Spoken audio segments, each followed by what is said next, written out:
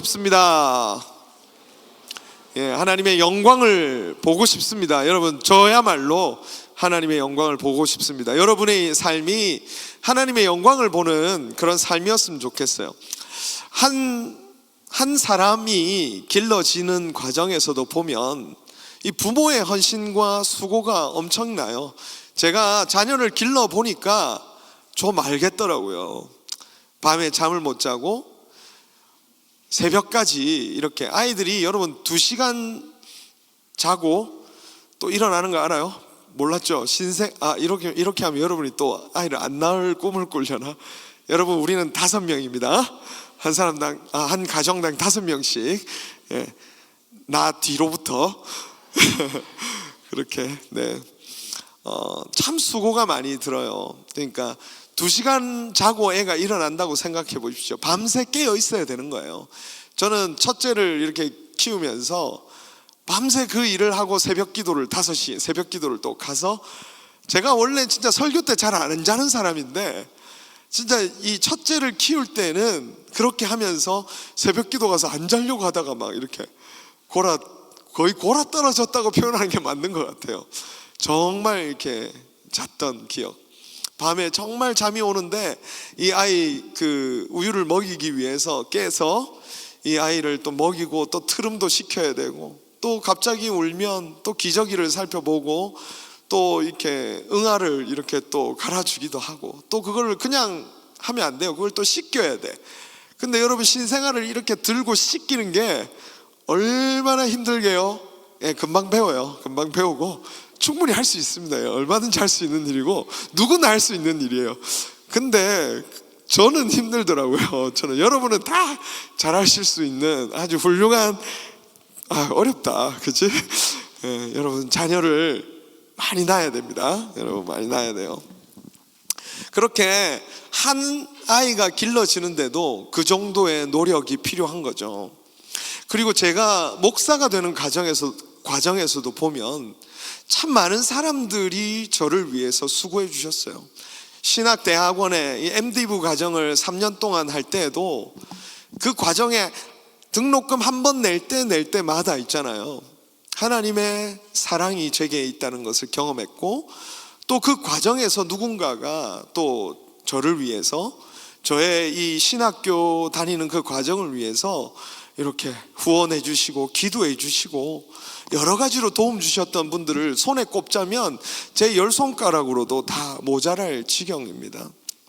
우리가 교회라는 곳을 살펴보면 그런 거예요. 언제나 그곳에는 하나님의 은혜와 능력이 나타나요. 그리고 또 하나님의 역사가 있어요. 그런데 그 과정에 우리가 살펴보면 또 누군가의 수고와 헌신이 있다는 거죠. 우리는 사람 만나서 모임하고 밥도 같이 먹고 좋은 커뮤니티 형성하고 그렇게 잘 지내는 것, 여기 있는 좋은 목적 중에 하나 맞습니다.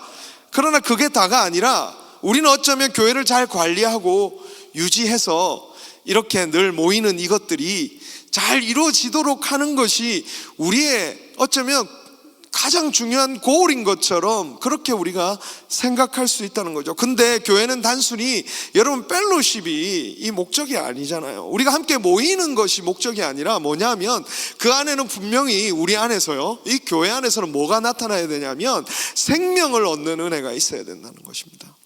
생명이 태어나고, 그러니까 여기에 처음 예수 믿는 사람들이 있어야 되고, 그리고 그 예수 믿은 사람이 자라나는 것이 있어야 되고, 하나님의 능력이 이곳 가운데 임하고 있구나라는 것을 우리가 함께 보면서 가는 것이 진짜 교회의 능력이에요. 여러분, 우리는 지금 그 일을 굉장히 희미하게 가끔 보고 있지만 원래 주님께서 세우신 이 교회의 아름다움은 거기에 있는 거예요.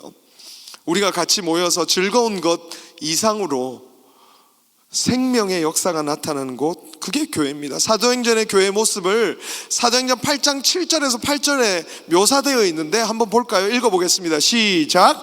많은 사람에게 붙었던 더러운 귀신들이 크게 소리를 지르며 나가고 또 많은 중풍병자와 못 걷는 사람이 나으니 그 성에 큰 기쁨이 있더라. 교회의 진짜 기쁨이 뭐냐면 이 귀신이 떠나가는 거예요.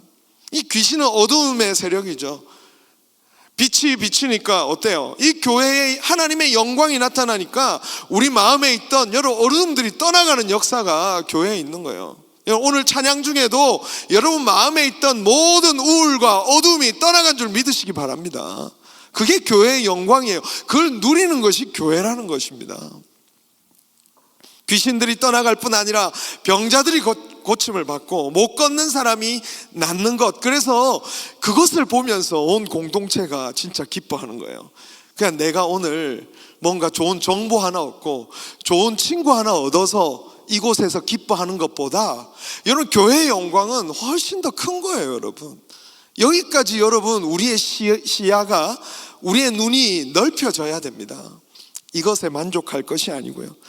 로마서 1장 16절에도 이렇게 고백하죠. 내가 복음을 부끄러워하지 아니하노니 이 복음은 모든 믿는 자에게 구원을 주시는 하나님의 능력이 됨이라. 먼저는 유대인에게요, 그리고 헬레인에게로다. 뭐라고요? 복음은 모든 믿는 자에게 구원을 주시는 하나님의 능력인 거예요. 그 능력이 나타나는 곳이 교회라는 거죠. 고린도전서 4장 20절에도 이렇게 얘기해요. 하나님의 나라는 말에 있지 아니하고 뭐에 있다고요, 여러분? 오직 능력에 있습니다. 우리가 오늘 서 있는 이곳이 바로 하나님의 능력이 나타나는 현장임을 믿으시기 바랍니다. 여러분 그런 사모함으로 이 예배 자리에 나오시기 바랍니다. 여러분의 삶에 가지고 있는, 여러분의 그 마음속을 채우고 있는 그 어둠들, 어쩌면 도저히 내가 해결할 수 없는 그 문제들, 그것들을 주님께 가지고 나올 때 여러분 해결받음이 있고 능력을 얻음이 있고 하나님께서 여러분을 향하여, 세상을 향하여 다시 나아갈 수 있도록 바로 은혜 내려주시는 역사가 바로 믿는 자들의 모임, 그리스도를 바라보는 자들의 삶에 나타나는 정상적인 현상이라는 거예요. 정상적인 현상. 교회가 이 능력이 있어야 되는 겁니다. 나는 여러분 지금 이 교회 안에도 우리가 그런 능력을 계속 맛보며 살아갔으면 좋겠어요. 지금 세례식을 하려고 신청을 받고 있습니다. 세례식이 뭡니까? 진짜 내가 이제 예수 믿겠습니다. 절대 예수 안 믿을 것 같은 사람이었는데 내가 이제 예수 믿겠습니다 하고 그 선언하는 자리가 얼마나 큰 기쁨이 있어요. 옆에 얼굴 보세요. 예수 믿게 생겼어요? 안 믿게 생겼어요? 절대 안 믿게 생겼죠. 여기 지금 피아노 치는 이 사람 제일 예수 안 믿게 생긴 사람이 한 명 있어요. 근데 예수 믿고 있잖아요. 이야, 기적 중에 기적입니다. 죄송합니다. 나중에 누군지 보세요. 우리는 단순히 이 사람이 많이 모이면, 여러분 그거에 속으면 안 돼요. 사람이 많이 모여 있고 찬양을 하잖아요. 그러면 여기 딱 들어오잖아요. 그러면 이미 거기에서 압도당하는 분위기가 있어요. 그게 진짜가 아니에요, 여러분. 그게 전부가 아닙니다. 그것 때문에 교회 결정했다가 피 보는 사람들 많아요. 그게 전부가 아니에요. 규모에서 오는, 규모가 가지고 있는 뭔가 거룩한, 우리 다 같이 모여서 뭔가를 한 번에 하는 그 뭔가 카타르시스가 느껴지는 뭔가 있어요. 근데 그게 아니에요. 그 유익이 아니고 정말 우리 공동체에 진짜 하나님의 역사가 있고, 그래서 한 사람이 치유되고 회복되고 하나님의 능력이 나타나는 것, 저는 정말 그거 사모합니다. 정말 그거 사모하게 됩니다. 여러분의 마음속에 있는, 찬양하면서 말씀 들으면서 오늘 예배를 바라보면서 여러분들의 마음속에 있는 그 깊은 갈망이 하나님 앞에서 나음을 입었으면 좋겠다, 그런 소망이 들었습니다. 어떻게 우리는 그렇게 능력 있는 현장 속에 살 수 있을까? 오늘 본문은 바로 하나님의 능력이 나타난 그 현장을 보여주고 있어요. 하나님이 어떻게 일하시는지 우리는 살펴볼 수 있습니다. 먼저 오늘 본문을 볼 때 나아만이 어떤 사람인지 그것을 설명하며 시작하고 있어요. 1절입니다. 우리 같이 한번 읽어볼까요? 시작. 아람 왕의 군대 장관 나아만은 그의 주인 앞에서 크고 존귀한 자니 이는 여호와께서 전에 그에게 아람을 구원하게 하셨습니다. 그는 큰 용사이나 나병 환자더라. 여러분, 이 나아만이라는 사람 어떤 사람인 것 같아요? 세상적으로 완전 성공한 사람인 거예요. 아람을 구원할 만큼 큰 전쟁이 있었는데, 그 전쟁에서 아람이라는 나라를 구원할 수 있을 만큼 훌륭한 용사였습니다. 큰 용사였다고 오늘 성경은 얘기하고 있어요. 근데 문제가 뭡니까? 그의 마지막, 그에게 달린 묘사, 뭐라고 묘사되어 있죠? 그를 나병 환자라고 얘기하고 있는 거예요. 나병 환자라고. 여러분, 이 설명으로 이 사람에 대한 설명은 끝난 겁니다. 아무리 성공했든, 아무리 그가 모든 것을 가졌든, 이 세상에 나르는 이 새도 그의 말로 떨어뜨릴 수 있는 그 권력을 가졌든, 그는 나병 환자라는 거예요. 그래서 여러분, 사람의 인생은요, 겉으로 봐서는 알 수가 없는 겁니다. 사람의 인생은 겉으로 화려하다고, 겉으로 남보기에 부러워할 만한 학벌이 있고, 저처럼 잘생긴 외모가 있고, 좀 웃어주실래요? 아, 진짜 잘생겨서 그런 거예요? 끝까지 안 웃네. 자, 재산, 명예, 권력을 가졌다 하더라도 그것이 여러분 그 사람의 행복을 결정할 수 있는 요소가 아니에요. 끝에 단서, 그 사람이 나병에 걸렸더라 라는 그것이 붙으면 끝이에요. 그 어떤 인생이든 여러분 생각해 보십시오. 가시가 없는 인생이 없고 어려움이 없는 인생이 없어요. 오늘 이 질병이 무서운 건 뭐냐면, 여러분 성경에서 이 나병을 묘사할 때 이 나병은요, 죄를 상징하는 병입니다. 그러니까 죄와 닮아 있는 병이에요.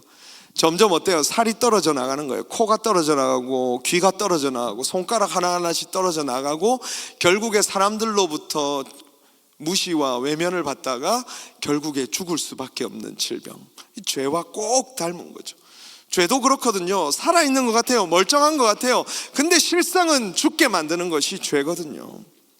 사람들로부터 격리되어 살아야만 하는 그 병이 바로 나병이었습니다. 제가 어릴 때 살던 동네에도 나병 환자촌이 있었어요.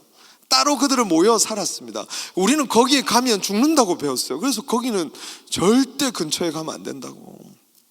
나중에 커서 보니까 그 사람들이 살았던 그 삶이 어떠했을까 상상할 수 없었겠다라는 생각이 드는 거죠.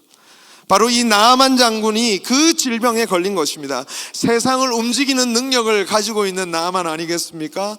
그런데 그가 거룩하지 않은 거예요.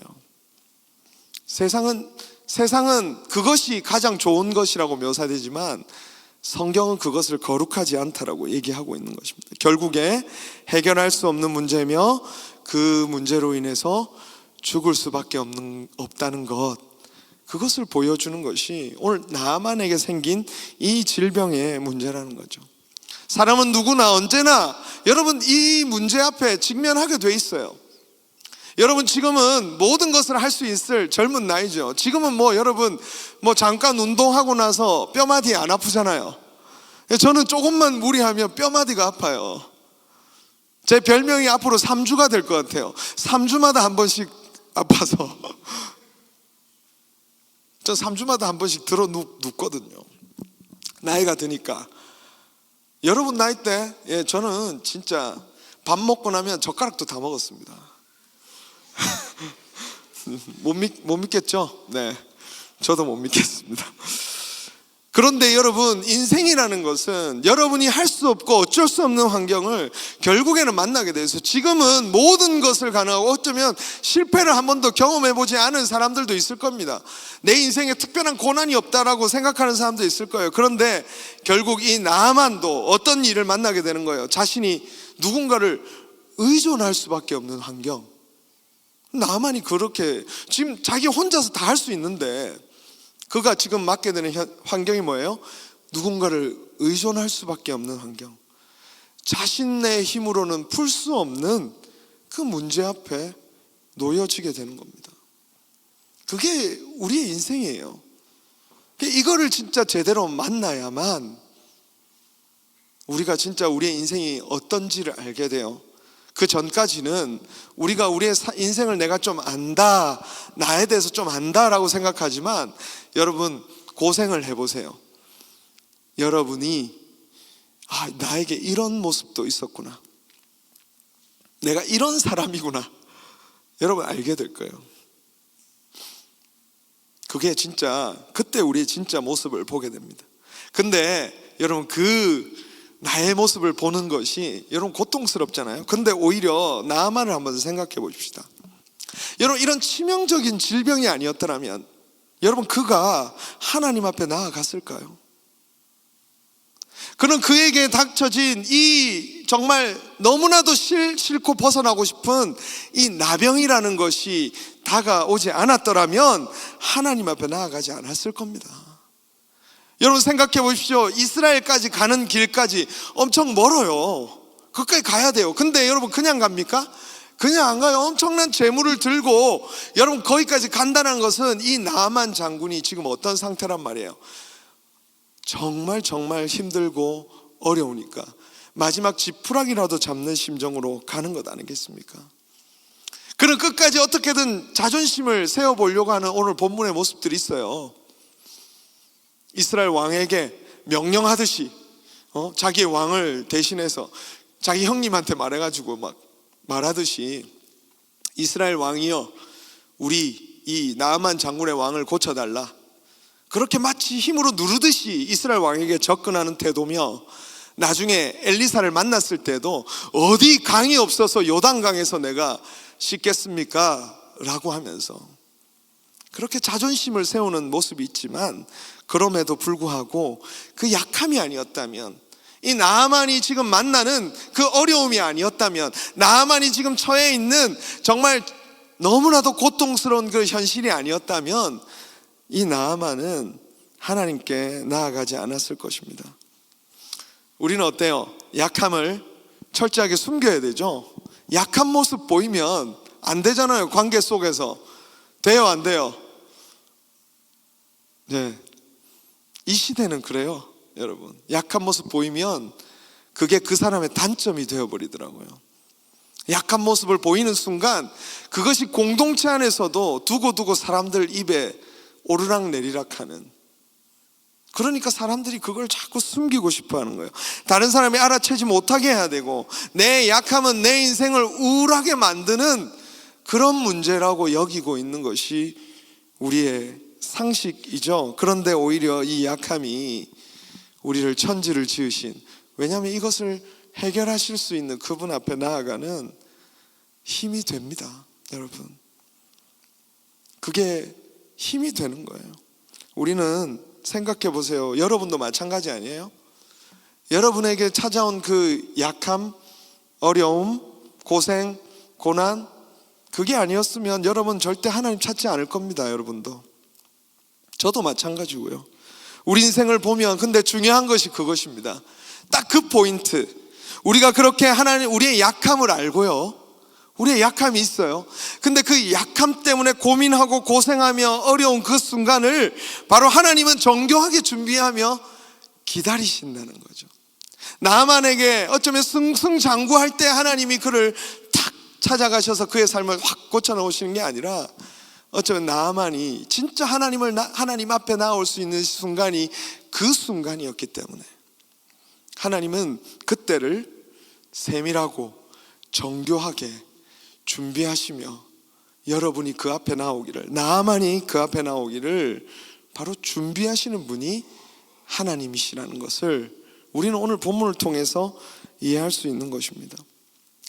저 혼자서는 절대 예수를 찾지 않을 사람이에요. 저도 혼자 잘난 맛에 제 인생을 스스로 개척하는 맛에 살아가던 사람이에요. 근데 하나하나 그 모든 일들을 실패하기 시작했습니다. 그리고 마침내는 완전히 좌절해버렸어요. 그래서 말씀드렸잖아요. 제가 예수 믿기 전에 한 달을 술만 마셨어요. 밤새 그냥 계속. 그러다가 마지막 한 달이 되는 날, 그때 제게 마음속에 질문이 찾아왔어요. 내가 지금 무엇을 하고 있는가? 나는 이제 어떻게 살아야 하는가? 하는 그 질문이 찾아왔습니다. 어쩌면 저에게 실망했고, 저는 저 자신에게 실망했고, 내가 그렇게 망가질 거라고 생각을 못했어요. 근데 제가 그렇게 망가진 채로 저에게 실망했고, 또 하나는 세상을 원망하고 저주했어요. 왜 세상은 이 모양인가? 내 인생을 이렇게 힘들게 만드는가? 하고 원망하는 마음으로 가득했습니다. 저에게 어쩌면 그 시간이 저에게 가장 약한 시간이었어요. 저의 인생에 있어서 가장 약한 시간이었어요. 바로 그때 주님께서 이 모든 것을 준비하시며 제가 예수 믿는 그 과정을 인도해 주셨습니다. 제가 어릴 때 원래 형이 죽음을 이렇게 질병에 걸려서 죽게 되면서 우리가 가정이 교회를 나갔거든요. 근데 그때 교회를 나갔지만 저는 10년 이상을 방황을 했습니다. 돌아보면 그런 거예요. 바로 그 시간이 내가 진짜 하나님 앞에 자발적으로, 내가 진짜 하나님 앞에 나는 하나님이 필요합니다 라고 하면서 나아올 때까지 주님이 뭐 하신 거예요? 진짜 정교하고 세밀하게, 지금 보면 소름 돋아요. 이렇게 지금 생각해 보면 그렇게 하나님을, 제 삶을 인도해 오셔서 마침내 제가 하나님 앞에, 하나님, 저는 하나님이 진짜 필요합니다, 그렇게 나아오시기를 바로 기다리고 준비하셨던 거죠. 여러분, 하나님께서 나아만과 이스라엘을 구원하시기 위해서 얼마나 이렇게 하나하나 이끌어가는지를 한번 생각해 봅시다. 오늘 본문을 통해서. 여러분, 나아만이 질병에 걸렸잖아요. 근데 그가 이 엘리사를 찾기까지의 과정을 생각해 봅시다. 여러분, 뭐가 있어야 돼요? 자, 일단 엘리사를 아는 이스라엘의 한 여자가 이 나아만 장군의 집에 포로로 잡혀가야 돼요. 이 일이 있기 전에 이미 더 뒤로 가볼까요? 아람과 이스라엘 사이에 전쟁이 있어야 됩니다. 더 뒤로 가볼까요? 나아만이 그때 장군으로 활약을 했어야 되는 거죠.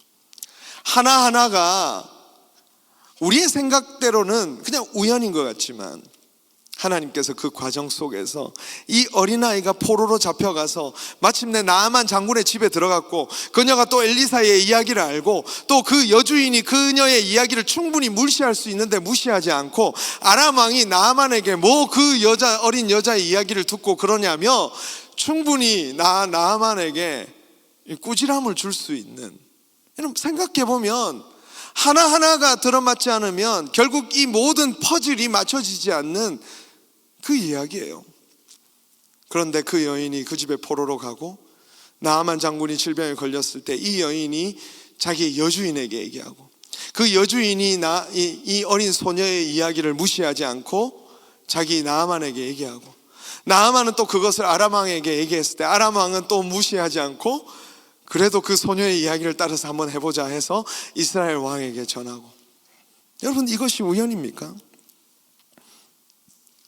그 여주인이 또 그 아람 왕이 모든 것을 그렇게 할 수 있지만, 저는 이 상황 속에서 나아만을 구원하시는 하나님의 준비하시는 그 여호와의 일회를 볼 수 있습니다.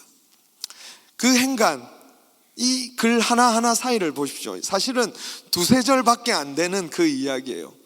근데 우리는 이 속에서, 여러분, 이 행간에 얼마나 많은 정교한 작업들, 하나님께서 한 사람을 구원하시기 위해서 또 이 구원의 사역이 온 이스라엘 땅에 알려지고 아람과 또 이스라엘 가운데 하나님의 영광을 드러내기 위해서 어떻게 하나님께서 그렇게 촘촘하게 일하고 계신가를 볼 수 있는 장면인 것이죠.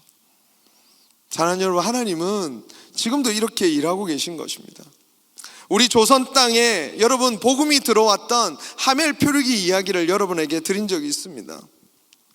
네덜란드 동인도 회사 소속이었던 핸드릭 하멜이라는 사람이 배를 타고 가다가 어떻게 됐죠? 제주도에 표류하게 됩니다. 제주도에. 여러분, 제주도 가봤어요? 예, 좋죠. 근데 저렇게 가면 안 돼요. 저렇게 가보면 여러분 어떻게 되냐면, 조선 땅에서 저렇게 돼서 가면 13년 동안이나 그 제주도에서 갇혀 살아가게 됩니다. 여러 고난 끝에 결국에 일본으로 탈출해서 자기의 고국 땅인 네덜란드로 돌아가게 됩니다. 그런데 귀국 후에도 그의 인생은 절망의 연속이에요. 여러분, 하멜이 월급을 제대로 받지 못한 거예요. 왜냐하면 13년 동안 제주도에 억류되어 있으면서 월급을 못 받고 살았잖아요. 그러니까 그 월급을 받으려고 여러분 쓴 게 뭐라고요? 이 하멜 표류기예요. 들어본 적 있어요? 한국에서 공부한 친구들은 알죠? 하멜 퓨르기가, 여러분 저는 이걸 이번에 처음 알았어요. 그가 월급 받으려고 증거로 내밀었던 책이 하멜 퓨르기라는 것, 나무 위키를 통해서 처음 알게 되었습니다. 여러분 근데 여러분 이 책이 나중에 어떻게 쓰였다 그랬죠? 이 책이 이제 출판이 됐어요. 그리고 선교사들이 이 책을 읽게 됐고, 그 당시에 조선 땅은 알려지지도 않는 땅인데 그 땅을 품는 사람들이 일어난 거죠. 그리고 그 땅을 품고 기도하다가 그 땅을 가야겠다고 결심하고, 누군가는 그 땅을 사랑하게 됐고, 그리고 결국 그곳까지 가게 된 것, 그것이 바로 오늘 우리가 여기 있는 과정이에요. 여러분이 여기 있는 과정. 아니면 조선 땅에 복음이 들어오지 않았더라면 여러분이 지금 여기서 코리안이 예수를 믿을 수 있는 길은 뭐 또 다른 방법으로 하셨겠죠. 그러면 할 말은 없습니다만, 복음이 조선으로 들어온 과정은 바로 하나님의 섭리가 있었고, 또 뭐가 있었던 거죠? 중요한 거, 하나님께서 촘촘하게 역사하셨지만 저는 오늘 또 하나 중요한 부분을 여러분하고 나누고 싶은데, 바로 누군가가 영혼을 향해 품은 사랑이 있었던 거예요. 하나님의 역사가 나타나는 것, 하나님의 영광이 나타나는 곳, 언제나 보면 하나님의 촘촘한 섭리가 있고요, 그리고 그 섭리를 바라보면서 그 영혼들을 품고 들어간 사랑이 있더라는 겁니다. 사랑. 오늘 나아만의 이야기에서도 이 일이 기계적으로 그냥 일어나는 것이 아닙니다. 그냥 일련의 순서에 따라서 딱딱딱딱 일어나는 것이 아니라, 여러분 하나님의 그 촘촘한 섭리 중간중간에 누가 오일 역할을 해주고 있죠? 누가 체인 역할을 해주고 있습니까? 바로 여종이라는 거예요. 이 여종이 충분히 이 일을 감당하지 않아도 됩니다. 현실적으로 생각해 봅시다. 이 여인은 사로잡혀간 포로예요. 캡처드 된, 어린 나이에 캡처드 됐습니다. 여러분 같으면 자기의 주인이 병이 낫는 걸 바라겠습니까? 빨리 죽어서 이 집안이 망해서 내가 어떻게 풀려나서 집에 돌아가는 걸 꿈꾸겠습니까? 어쩌면 우리는 계속 그걸 위해 기도할지 모릅니다. 그게 어쩌면 이제 하나님의 뜻이다, 하나님께서 드디어 내 오랜 기도의 제목을 응답하시는구나, 이렇게 생각하지 않았겠어요? 왜? 나병에 걸렸고 이 집안 전체가 이제 몰락하게 되면 나는 이제 자유가 되어 집으로 혹시나 돌아갈 수 있지 않을까라고 하는 그 마음, 그리고 여러분 포로로 끌려온 여성의 이 여인의 마음, 참 어려움이 많고 생각지도 못한 삶, 얼마나 구구절절이 힘들겠습니까? 제가 이렇게 캐나다에 공부하러 와서 2년 반 넘게 있으면서도 참말로 하지 못할 이야기들이 이렇게 많은데, 여러분 포로로 잡혀간 이 여인의 마음에 얼마나 많은 슬픔과 아픔이 있을까요? 그런데 3절을 보니까 어때요? 그의 여주인에게 이르되 우리 주인이 사마리아에 계신 선지자 앞에 계셨으면 좋겠나이다. 그가 나병을 고치리이다 하는지라. 그 마음이 어디로 향해 있는 거예요? 그래도 이 주인이 우리 엘리사 선지자를 만나면 고침을 받을 수 있을까 하는 그 마음. 포로가 되어서 어쩌면 주인을 미워해도 돼요. 적국이에요, 여러분. 그 아람이라는 나라를 아주 미워하고 증오해도 그 누구도 뭐라 하지 않습니다. 그렇잖아요. 현실적으로 그렇지 않아요? 여러분, 지금 우리가 늘 이렇게 성경을 보고 대화를 보니까 이게 그냥 성경이니까 이랬겠지 하지만, 여러분의 삶에서 생각해 보세요. 당연히 여러분 악덕 업주 만나면 여러분 욕하고 막 거기 뛰쳐나오면 아우 잘했다, 그 속이 시원하네, 잘했다, 이렇게 얘기하지 않겠어요? 그렇지 않아요? 친구가 LMIA 잡혀 있다가 그렇게 해서 주인이 이 사람 월급도 제대로 안 해도 쫓아내 보십시오. 그러면 여러분이 그 친구야, 그러면 그에 대해서 어떻게 얘기하겠어요? 잘했다 그래. 그 당장 욕을 시원하게 하고 나왔어야지. 지금도 늦었다 이러면서 그러지 않겠습니까? 사람의 마음이 그런 거예요. 그런데 그렇게 해도 되는데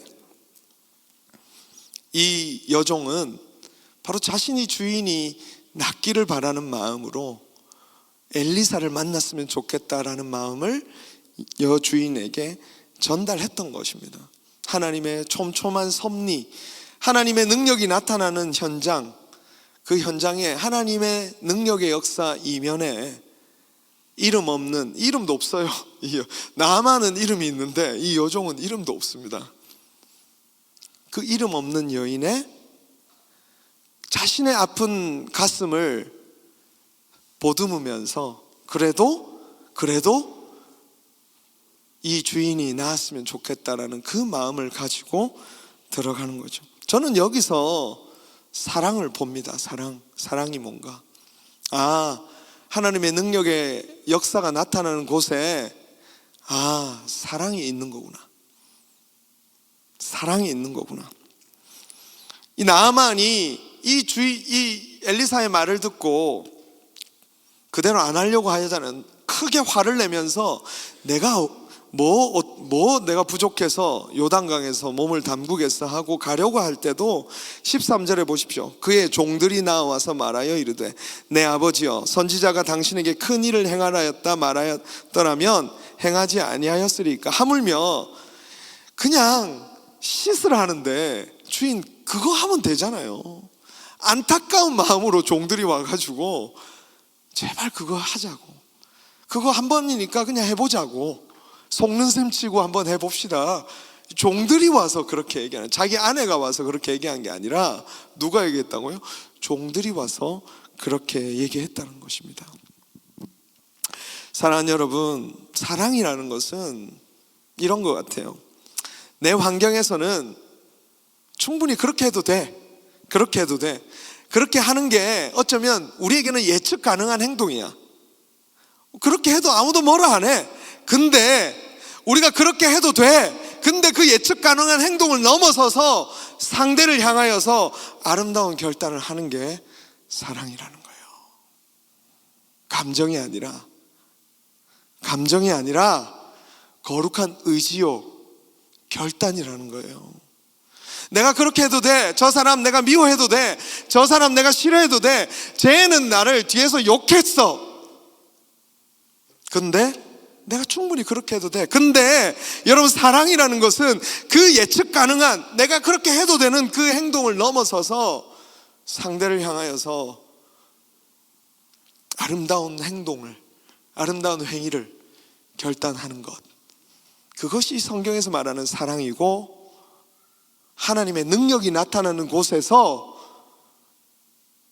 바로 체인 역할을 하는, 그 역사가 일어날 수 있도록 그 중간에서 일을 하는 바로 그 힘이라는 것입니다.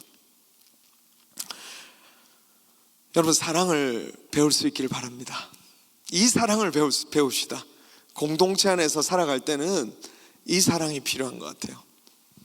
예측 가능한 사랑 말고, 예측할 수 있는 사랑 말고, 예측할 수 있는 행동을 넘어서서 어떻게 저렇게 행동하지?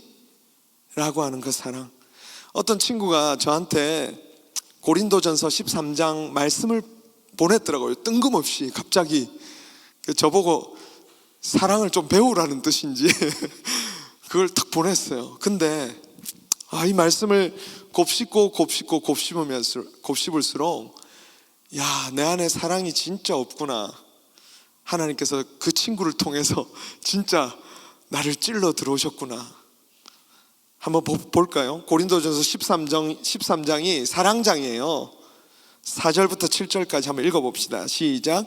사랑은 오래 참고, 사랑은 온유하며 시기하지 아니하며, 사랑은 자랑하지 아니하며 교만하지 아니하며, 무례히 행하지 아니하며 자기의 유익을 구하지 아니하며 성내지 아니하며 악한 것을 생각하지 아니하며 불의를 기뻐하지 아니하며 진리와 함께 기뻐하고 모든 것을 참으며 모든 것을 믿으며 모든 것을 바라며 모든 것을 견디느니라. 여러분, 사랑할 수 있을까요? 우리 과연? 근데 이거는 약간 말이 좀 어렵잖아요. 한글 개역 성경은 좀 어려워요. 근데 이 친구가 저한테 쉬운 성경으로 보내줬었어요. 쉬운 성경 한번 띄워줄래요? 쉬운 성경은 훨씬 더 가슴 깊이 와닿습니다. 사랑은 오래 참고 사랑은 친절합니다. 사랑은 시기하지 않으며 자랑하지 않으며 교만하지 않습니다. 사랑은 무례하지 않으며 이기적이지 않으며 쉽게 성내지 않으며 자기가 당한 억울한 일을 기억하지 않습니다. 작년에 제 마음의 상태가 80%가 억울함이었거든요. 6절에 사랑은 악을 보고 기뻐하지 않으며 진리를 보고 기뻐합니다. 사랑은 모든 것을 감싸주고 언제나 믿어주고 희망을 버리지 않으며 끈질기게 지키어냅니다. 바로 이 사랑을 통해서 하나님의 능력이 공동체 가운데 드러나더라는 거예요. 사람이 살아나는 역사, 어두움이 물러가는 역사, 사람들마다가 붙잡혀 있는, 캡처드 되어 있는 그곳에서 일어나 다시 자기에게 원래 주어진 삶을 살아갈 수 있게 하는 힘, 그게 사랑이더라는 거예요. 하나님은 이 방향으로 오늘 우리 공동체를 이끌어 가고 계십니다.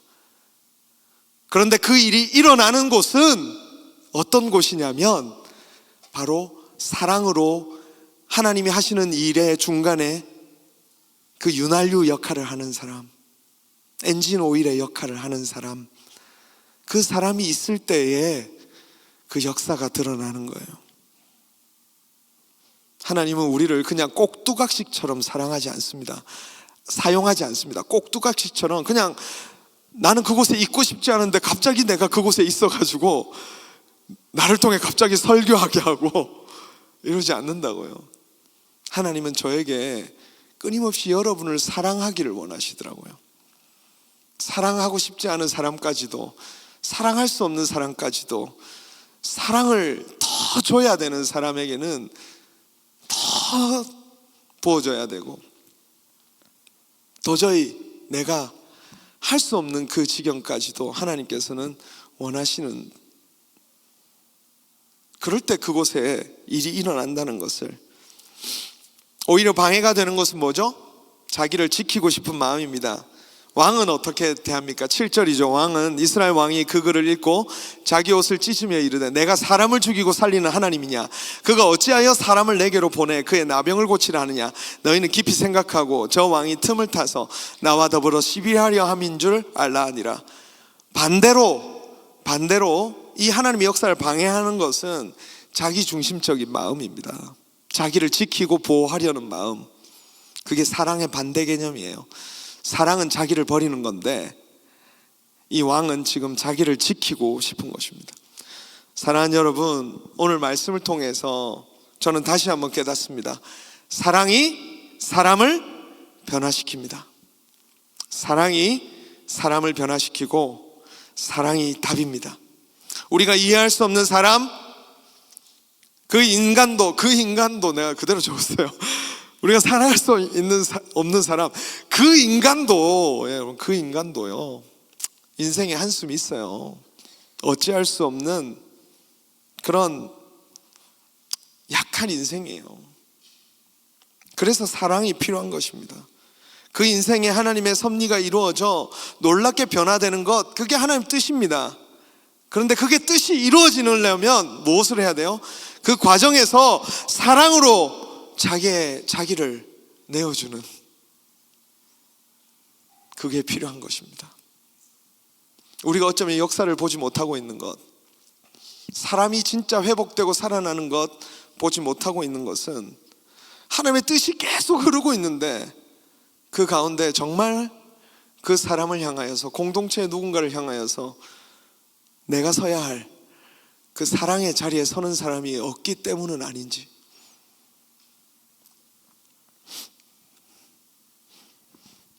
여러분, 복음이 사람을 변화시킵니다. 믿으십니까? 복음은 사람을 변화시키는 능력입니다. 그런데 그걸 믿는 사람들이 서야 할 자리는 사랑의 자리입니다. 믿으십니까? 믿으시기 바랍니다. 복음이 사람을 변화시키는 그 현장에 그 역사를 맛볼 수 있는 것은 바로 사랑의 행동이 있기 때문입니다. 부디 우리 공동체가 이 하나님의 능력이 나타나는 현장이 됐으면 좋겠습니다. 정말 그 능력이 나타나고 브랜치마다 지금 하고 있는 제자 훈련들마다 한 사람이 회복되고 살아나는 은혜가 있으면 좋겠습니다. 그 뜻이 흐르고 있을 거예요. 하나님은 한 사람 한 사람을 향하여서 구원하시려는 계획을 갖고 지금까지 일하고 오셨고, 이후로도 사로잡혀 있는 그 모든 것들로부터 회복하시기 위한 그 여정을 계속하고 계세요. 그거는 성경에 나온 하나님의 뜻입니다. 이제 그걸 안다면 내가 서야 될 자리를 잘 찾아갈 수 있길 바라요. 한 사람 한 사람을 향한 그 사랑의 수고, 섬김의 수고로 하나님의 역사가 여러분의 삶의 현장에 드러날 수 있기를 주님의 이름으로 축원합니다. 우리 같이 한번 찬양하겠습니다. 이 시간 우리 예수